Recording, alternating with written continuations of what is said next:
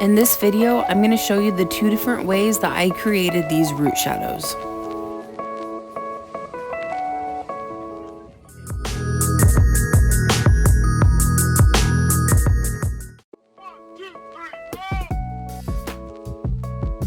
So I'm doing something a little bit different this time. I'm just going to show you how I apply my root shadows, but if you're interested in how I achieve this full look, I already have the videos right here loaded to my YouTube channel that I will link in the description.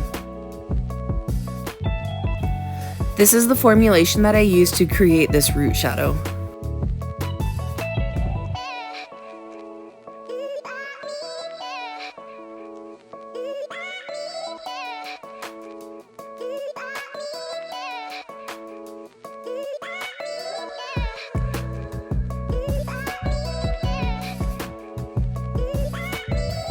This way that I'm applying, I wouldn't recommend if you're really trying to do a root tap and just have very minimal amount of a shadow.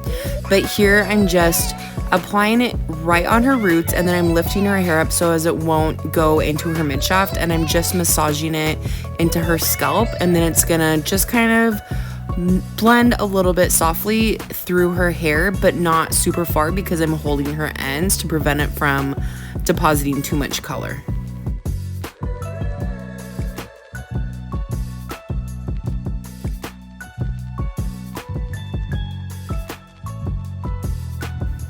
Here, I'm just really cautiously tapping a little bit on her hairline because this is where we want to keep it brighter. And then I'm being really careful to pull that aside from the rest of her hair. And here's how the final result looked. It looked really great, and go check it out in my other video if you want to see the full service. Here is my second root shadow that I've done, and here's the video that you can go check out that I also have loaded to my YouTube channel, and I will link below. Here is the formulation that I used to create this shadow.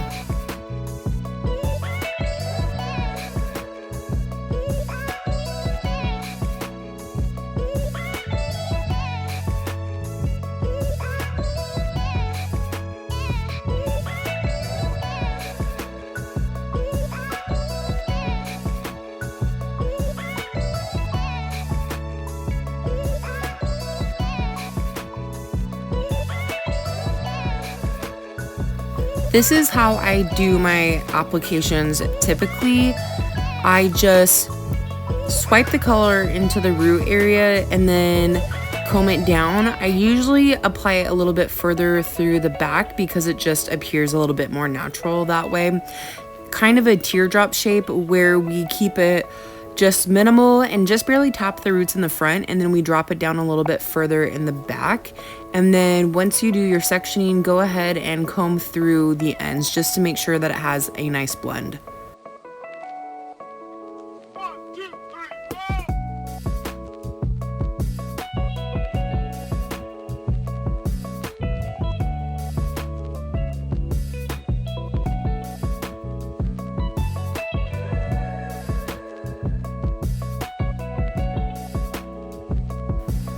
Also, I think it's good to note that when you use a comb for this, use the wide tooth end, because if you use the other end where the teeth are so close together, you're gonna end up scraping the product off of the hair and removing it, where this just kind of helps blend it a little bit more and softly drags it down.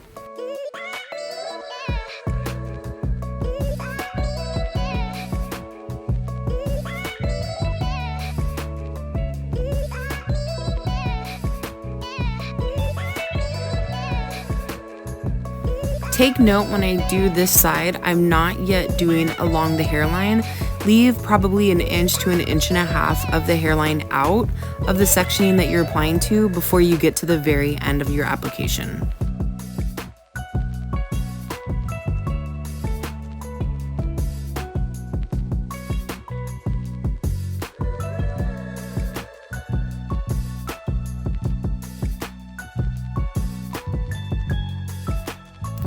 Also, I want to say that you don't have to be a master at balayage to create this look.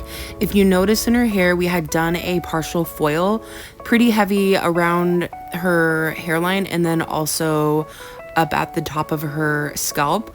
This is a really good way to get comfortable with balayage. If you feel like it's not your thing, you can still create a look like this when you do a heavy foil and then apply a root shadow.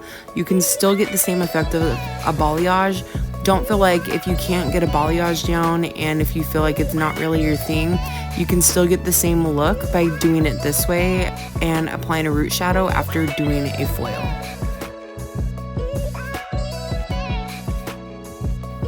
Now that I've applied everywhere on her hair, I'm going to go through her hairline and I'm going to be very, very cautious to pull it down to the front. I'm not going to comb it back with the rest of the hair. I just want to tap the roots a little bit. Keep in mind that this has been processing for about 15 minutes at this point, so the solution is kind of weak, which is totally fine. This is why I say wait until the very end. It's better when the solution is not as strong because this is where we want it to be a little bit softer and not as dark around her face. So you don't have to worry about it grabbing too much because usually the hair is a little bit more porous around the front of the hairline. So when we do the hairline, just very lightly tap the roots. Make sure not to drag it down. Don't run it through the ends. Just really carefully pull the hair aside so that it separates from the rest of the hair as you're combing through the ends.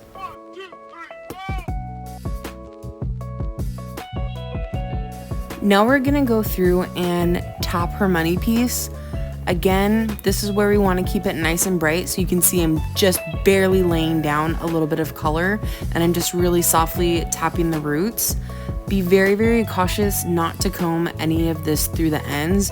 One thing I cannot stand when I see people doing their front money piece is they end up dragging it back with the rest of the hair. All you're gonna do is darken the money piece.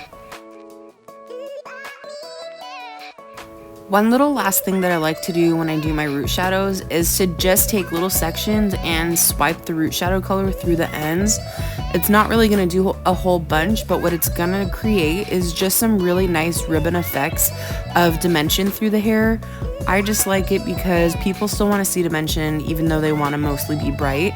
Here's the finished result for this root shadow. I hope you guys like this video. It's kind of different, but if you have anything else like this that you want to see, leave it in the comments below and I would be happy to do that video for you guys.